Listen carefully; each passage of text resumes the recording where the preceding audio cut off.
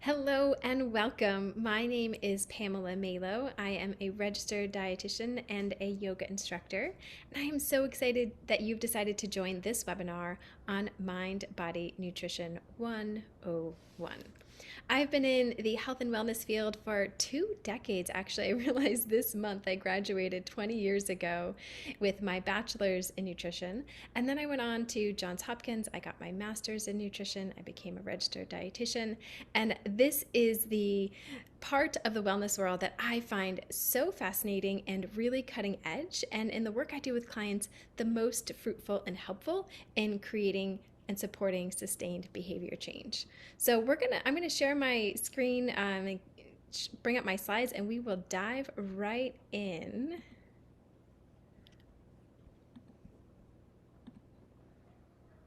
Okay. So there are 3 objectives for this webinar today. The first is that I want to share with you what exactly mind body nutrition is, so we're all clear on that. Second, how it's different from conventional nutrition approaches. And third, who and how it might be able to help. I also am going to share with you about a program that I offer that is based in mind body modalities in case you're interested. So, in order to get started in answering this question around what is mind body nutrition, we have to take a little bit of a broader lens and answer the question, what is mind body medicine? Because this is the larger field under which mind body nutrition comes into play. So, as defined by the Center for Mind Body Medicine, this is the focusing on the interactions between mind and body and the powerful ways in which emotional, mental, social, and spiritual factors can directly affect health. More simply put, or another way to look at this, is how we can leverage the power of thoughts and emotions to influence physical health. So this area is not anything new. These principles have been utilized and in place for millennia in the Eastern Hemisphere. However, research recently in the Western Hemisphere has shown just how effective, important, and helpful these modalities are. And now mind-body medicine is taught at every single medical campus across the country. So let's take a look first at where there's research, because I think that's important and helpful to think about, that these practices can be helpful. And you'll see on the screen that there are many different ailments and diseases that these practices can be helpful for. And the right-hand column specifically focuses on ones that tend to be traditionally handled and supported through nutrition. And I just think this is so fascinating because I do think that food is important, but I also think there's more than one road into making sustainable and helpful changes, and either working with individuals who have these conditions or working to prevent them as well. So you may be wondering, well, what are mind body practices first? And we can start and look at this encompasses everything from yoga and Tai Chi and meditation to hypnosis, progressive muscle relaxation, CBT, acupuncture, biofeedback, massage therapy. And the underlying common theme for mind body practices is that they all elicit the relaxation response. This is the fundamental reason how and why mind body medicine is so effective. And when we elicit the relaxation response, also known as parasympathetic dominance or rest and digest, this is the polar opposite of the stress response, which we know over time stress is what leads to so many chronic conditions. And I think it's so important to realize that stress is defined as any real or imagined threat and the body's response to that threat. So this stress is more than just a feeling. It's a hardwired physiologic response where our body is releasing stress hormones such as cortisol and adrenaline into our bloodstream. And when these are coursing through our veins for extended periods of time over weeks and months, this has a deleterious effect on nearly every organ and body system that we have, and why fostering the relaxation response is so key and critical in mind-body medicine. So, returning to our original question of what is mind body nutrition, I want to first start and say that this field has been pioneered by Mark David and the Institute for the Psychology of Eating. And the way that mind body nutrition is defined is that it is how stress physiology, the relaxation response, breathing and awareness, pleasure, meal timing, and more profoundly influence digestion and calorie burning capacity. So, there are three principles that I want to share with you today about mind body nutrition. And the first one is that our thoughts matter. And the reason that our thoughts matter is because thoughts alone have the power to elicit the stress or the relaxation response. As I mentioned in the definition of stress, it's any real or imagined threat and the body's response to that threat. So it doesn't matter if, say, we are being chased by a lion or are imagining being chased by a lion, the physiological response is the same. And it's the same in today's society of whether we have just lost our job or we are constantly worried about losing our job. We create the internal conditions for stress, and that's why our thoughts matter. A second principle of mind body nutrition is that thoughts are upstream from feelings and emotions. And Mark David says this and has said this for so long that if we want to, for example, look at emotional eating, the best place to start is what were the thoughts that triggered those emotions? Because that's going to be a deeper level and layer of addressing this at a root level. That said, I don't think emotional eating is inherently or always a bad thing, but it is important if it's something that we want to change to understand how we can be most effective in doing that.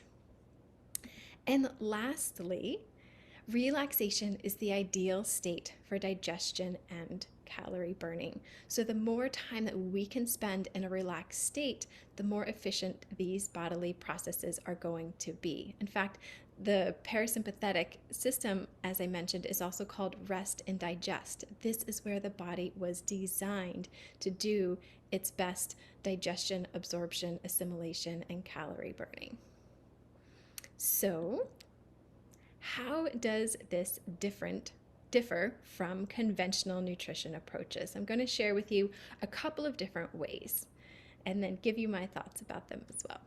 So the first is when it comes to what is the primary focus. When we think about conventional nutrition approaches, I'm thinking about anything that could involve Weight Watchers to paleo or keto, the ketogenic diet, or any approach today that you would find in mainstream nutrition articles or magazines or discussions. And within all of these, the primary focus is around what do we eat. There's healthier foods, good foods, and bad foods, and ones that we want to eat more of and less of, and that the primary driver of health is going to come from the foods that we eat. Now, when it comes to mind-body nutrition, the focus is on a different area. Here we are focusing on who are we as an eater, or as I like to say, what's on the other end of your fork? And that's you. And there's so much that we can bring to the table to create an optimal state for nutrition, absorption, digestion, and assimilation. That's where the focus is when it comes to mind-body nutrition. So conventional nutrition tends to focus on categorizing foods as healthy or unhealthy, or good or bad. And the challenge, unfortunate challenge here, is that there's no consensus as far as what goes onto each list. So there's some folks who, ketogenic diets are having a lot of fats. Other diets are saying fat is bad, and, others say carbs are bad. And so it can be very challenging to navigate and understand what the heck an individual is supposed to do when you're trying to listen to all these conflicting theories. And as Mark David said, nutrition is the only science where opposing theories can be proven correct. And I think that is so well said.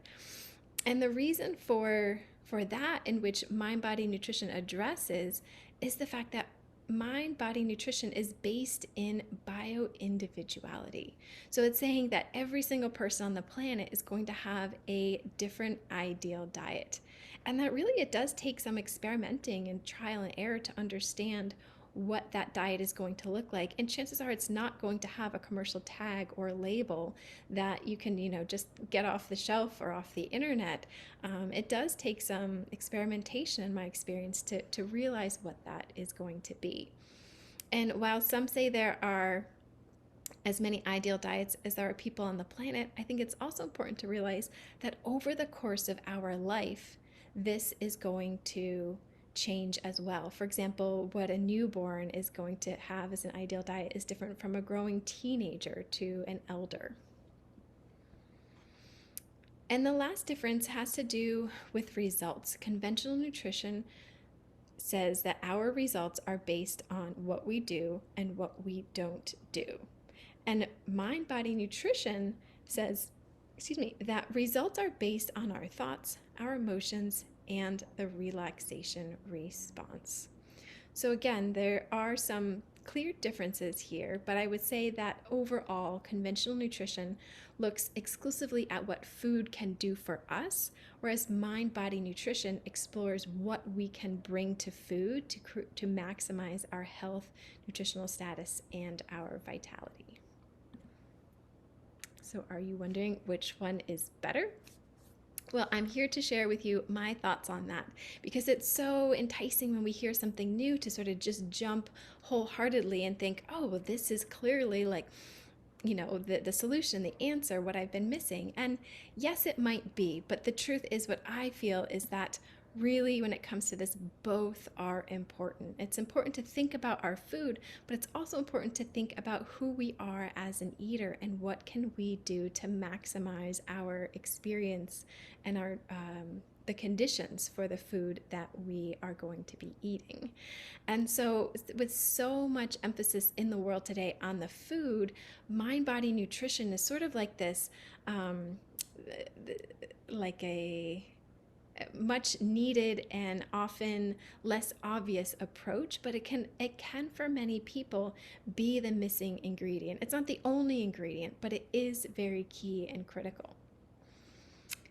So the kinds of individuals I have found that this is particularly helpful for are those who have, for example, have a strong critic when it comes to food and eating.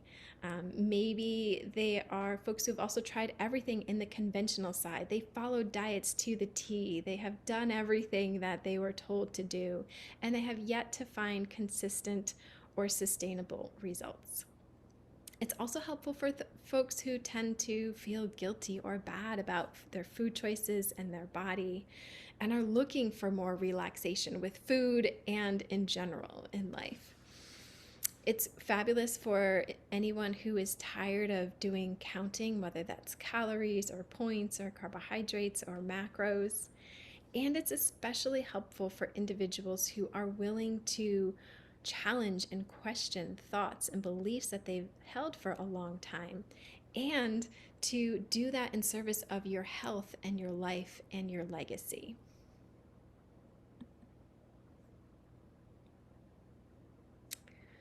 I also want to just call out a couple of subtle stressors because some people will be watching this and say, "Well, I'm fine. I don't feel very stressed," and that very well may be true. But there are several things that are so common in today's society that I just want to give them a little call out here. That is perfectionism, negative self-talk, beating yourself up, always being there for others, but having a challenge or struggle to show up for yourself and put yourself on your priority list. Poor boundaries, compare and despair, or the Facebook syndrome, overanalyzing, and a never-ending to-do list. If you can relate, I hear you. So I want to just briefly touch on an offering that I have that can be helpful for individuals who find that they are challenged in these ways. And the Peaceful Eater program is a way to look at our mindset and our heart set when it comes to food and body so that we can create not just more optimal conditions for digestion and calorie burning, but so that we can also free up the energy that we so often spend thinking about these things and redirect them to things that are more important to us, things that align with our values and the legacy that we want to live. So we'll talk more about that in a little bit, but for now, I want to share with you a little bit about the research. Um, as I mentioned, our thoughts are so important. And there was a study done called Mind Over Milkshakes, and it had on two separate occasions, two groups of people were given the same exact shake, but one group was told that this was a decadent, high caloric shake, and another group was told that it was a sensible, low calorie shake. And the results for the study concluded that satiety for people in the study was consistent with what they believed that they were consuming rather than the actual nutritional value of what they consumed. So again, mind over matter. It truly does matter what we're thinking when it comes to our food. And emotions as well. There was a 24-year study done in England that looked and discovered that hopelessness has a significant relationship with blood pressure. So again, there is a connection between our feelings and our physical health and wellness. In another study out of the European Heart Journal, connected that there was a higher risk of cardiovascular events shortly after outbursts of anger. And that was within about a 2-hour window, which is A, fascinating, and B, I also just want to say that correlation is different from causation. I'm not saying that the causation is what led to these cardiovascular events, but it's interesting to note that there is definitely a strong provable connection here. And as far as another study involving emotions and stress and digestion, this study found that negative emotions such as anxiety play a major role in gut functioning. And I think this is so helpful, especially for my clients who find that, well, some days it's fine for them to eat a particular food and other days it's not. What's happening? If the food is the same, how come my body isn't always responding the same? And that's because your body is not always in the same state. So in a day that you are feeling relaxed, your body may be less inflamed and less your gut permeability may be such that you are going to have less problems, whereas on a day that you're stressed out to the max, you may not be able to eat that same food without any kind of discomfort. And the last research study that I want to share with you is about calorie burning and how does relaxation impact that. And this study was so fascinating. In 2013, researchers were able to discover that the relaxation response enhanced expression of genes associated with energy metabolism.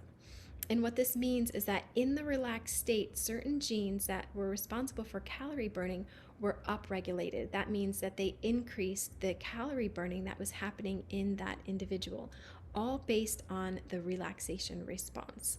And you may have experienced this personally if you have, for example, ever gone on vacation and not paid attention or tracked your food, or maybe eaten more than you usually do and come home and found that you actually lost weight. I can't tell you how often I've heard these stories. And now we're understanding at least one mechanism for why this is possible and not just crazy talk. So I'm going to share with you a little bit more about the the Peaceful Eating program.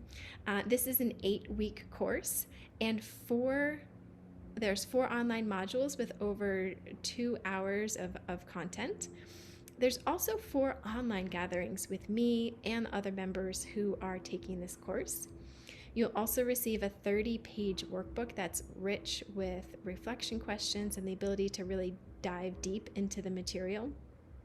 And you'll also receive the Yoga for Peaceful Eating routine, which is well loved and can do a lot to help settle stress and digestive distress as well.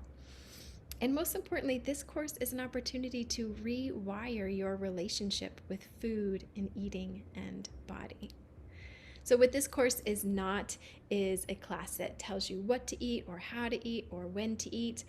We don't actually discuss food at all. I don't have any food recommendations or products or cleanses. It really is about connecting you with yourself and cultivating a kinder relationship with food. We do several mind-body practices, of course, throughout this as well, included guided visualization, progressive muscle relaxation. There's a lot of mindset retraining and gentle yoga, as well as I mentioned those personal reflection questions and community learning. So often our health struggles, we feel as though we are, the only ones who are dealing with it, and that can bring about a sense of shame. So entering into a learning community where there are others who are focusing on this same topic and theme can be not just very supportive, but we can learn through each other's wins and struggles and challenges and shares as well.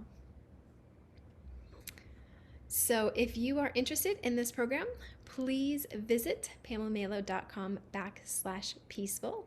If you've gotten this far and you are interested in this program, it's likely that this is going to be a good fit for you. And I really want to fill this program with individuals who feel resonant and excited to dive into this particular approach and way of working with food and wellness and eating. So I am so delighted that you have decided to join me today. Thank you so much. And please reach out with questions, and I look forward to hearing from you soon. Thank you so much, and take care.